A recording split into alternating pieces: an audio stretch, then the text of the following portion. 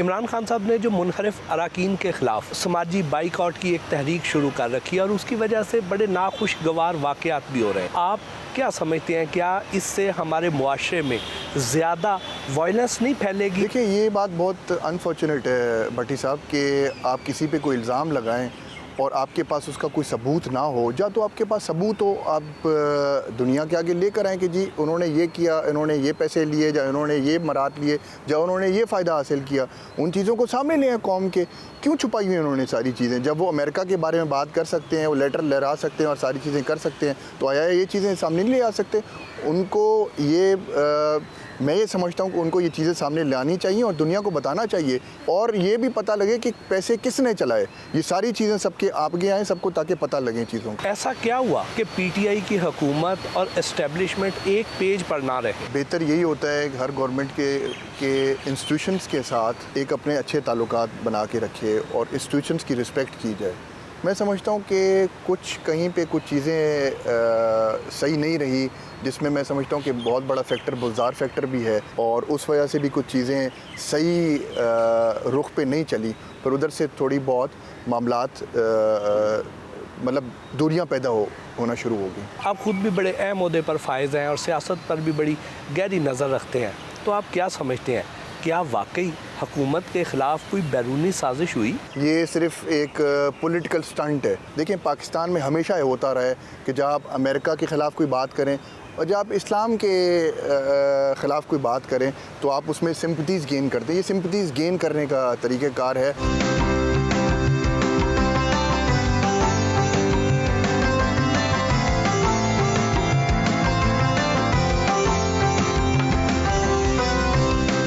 Speaker Chaudhry Pervez الہی کے ساتھ عمروں کے اچھے خاصے فرق ہونے کے باوجود آپ کی بڑی اچھی پارٹنرشپ چل رہی تھی, پھر اچانک اختلافات کی وجہ کیا بنی؟ بھٹی صاحب اختلاف کی وجہ تو کچھ نہیں تھی, بہت اچھا تعلق تھا اور رہنا بھی چاہیے. میں نے صرف یہی بات کی کہ میں قانون جو کانسٹیٹیوشن ہے اس کی بالادستی کو اوپر کروں گا اور وائلیٹ نہیں کروں گا اور الیکشن کرواؤں گا.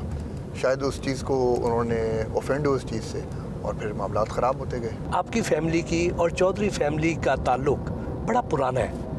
آپ کا ان کے بارے میں کیا پرسیپشن تھا, کہ آپ کو پہلے سے اندازہ تھا کہ چودھری صاحب اتنی سی بات سے غصہ کر کے اس طرح ریئیکٹ کریں گے؟ خیر مجھے اتنا اندازہ تو نہیں تھا اتنا ریئیکشن آئے گا ان کی طرف سے, جو کہ ہونا بھی نہیں چاہیے تھا. بزرگ تھے, پرانے سیاستدان تھے, انہوں نے اتنا ریئیکشن شو نہیں کرنا چاہیے تھا, کیونکہ ان کی وفاداری ہے, ان کی سوچ بوجھ اور سمجھ جو ہے بہت اونچا ہے, بالا تر ہے.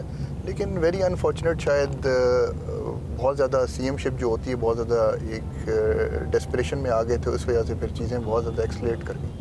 اسپیکر کو بڑے مضبوط اعصاب کا مالک ہونا پڑتا ہے. کئی بار کوئی ایسے کمنٹس ہوئے ہو, ایسی بات ہوئی ہو کہ آپ کو لگا ہو کہ یہ رکن جو ہے یہ غلط بات کر رہا ہے, اور اس پہ اپنے اوپر کنٹرول کرنا بڑا مشکل ہو گیا کہ اس کی جگہ جا کے آپ جواب دے دیں. جی کئی دفعہ ایسی کوئی صورتحال پیدا ہوئی؟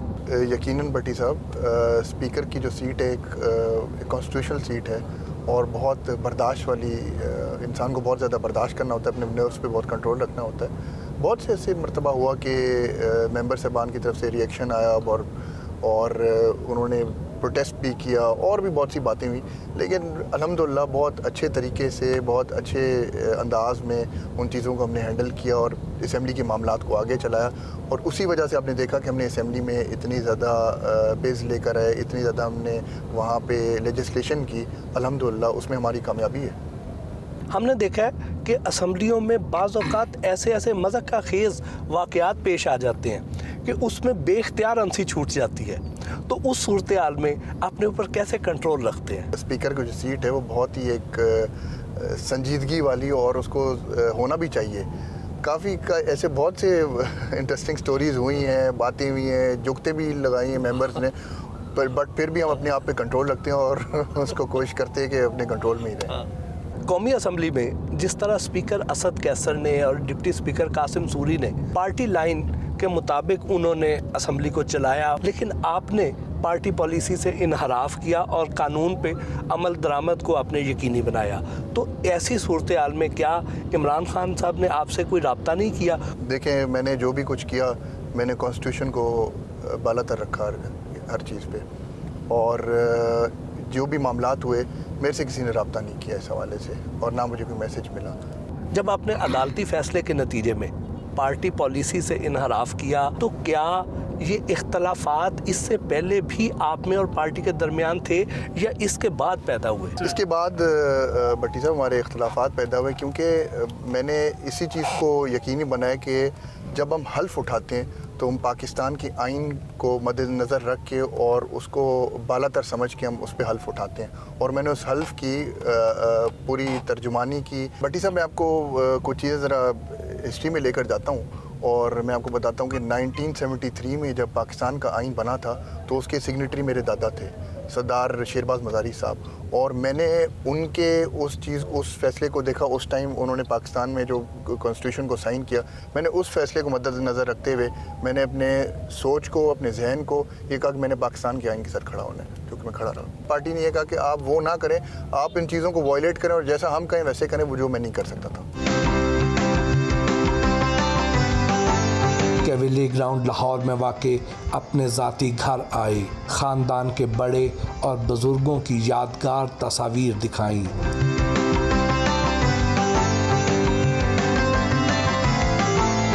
میر صاحب یہ بڑی پرانی تصویریں ہیں، ذرا انٹروڈکشن تو دینا ان کا۔ جی ہاں بھٹی صاحب، یہ میرے دادا کی تصویر ہے جب وہ چیف بنے مزاری ٹرائب کی، اور یہ یو این میں وہاں پہ خطاب کر رہے ہیں۔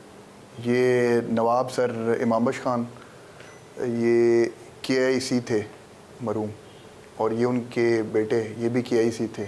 سر کا خطاب ان کو ملا تھا دونوں کو، اور یہ خان بہادر دوست محمد خان، اچھا جو جن کا میں نے آپ کو ذکر کیا، جی، جن کے نام پر آپ جن کا نام جی میرے دادا کے تایا تھے۔ ہاں، اور یہ تصویر جو ہے یہ دادا کی جب دستار بندی ہوئی تھی، یہ ڈی جی خان میں ہوئی تھی، اور گورنر پنجاب جب آئے تھے ان کی دستار بندی کرنے، اور یہ ان کے بھائیوں کی تصویریں، یہ میرے دادا ہیں، یہ ان کے دوسرے نمبر بھائی ہیں، سردار شیر جان مزاری صاحب، یہ سردار شیرباز خان مزاری صاحب جو 1973 کے آئین میں جن کا بہت بڑا کردار ہے۔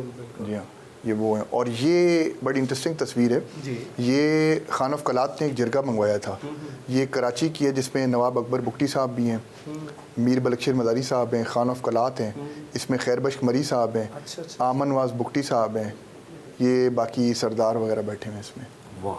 اور وہ میرے دادا کے والد کی ہے، سردار مراد بخش خان مزاری، اور یہ وہی میر بارام خان، یہ باپ بیٹا دونوں کی ہے، نواب سر امام بخش خان کی ہے اور نواب بارام خان کی تصویر ہے۔ یہ تو بہت خزانہ اکٹھا کر رکھا ہے۔ بس یہ بھی ہے، کچھ پرانی گنز بھی ہیں یہاں پہ لگی ہوئی ہیں، آپ دیکھ رہے ہیں کہ پرانی گنز بھی لگی ہوئی ہیں۔ یہ تو گنز کی بالکل کوئی ابتدائی سی شکل لگتی ہے۔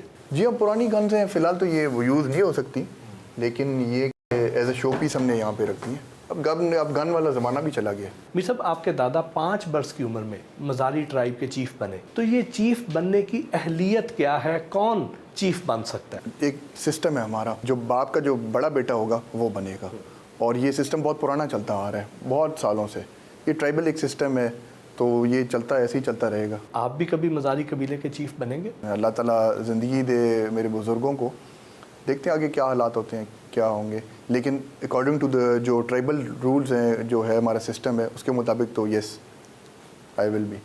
چیف کی ذمہ داریاں کیا ہوتی ہیں؟ چیف کی دیکھیں، وہ ٹرائب کا بڑا ہوتا ہے، ٹرائب میں مسئلے مسائل ہوتے ہیں، معاملات ہوتے ہیں، ان چیزوں کو ہینڈل کرنا، ان چیزوں کو دیکھنا، ان چیزوں کو اچھے طریقے سے سالو کرنا، یہ چیف کی ذمہ داری ہے۔ اور چیف پہ بہت زیادہ برڈن ہوتا ہے، پریشر ہوتا ہے، جو کہ چیف میں سمجھتا ہوں کہ یہ خدا کی طرف سے ہوتی ہیں ساری چیزیں۔ پورا ٹرائب جو ہے وہ چیف کے حکم پر منوعن عمل کرتا ہے؟ ہاں، ایسے ہی ہوتا ہے، لیکن ابھی حالات چینج ہوتے جا رہے ہیں، زمانے چینج ہوتے جا رہے ہیں، وہ سسٹم نہیں رہا، لیکن پھر بھی وہ چیف کی عزت، وہ رسپیکٹ، وہ بہت اوپر ہوتی ہے ٹرائب کے اندر۔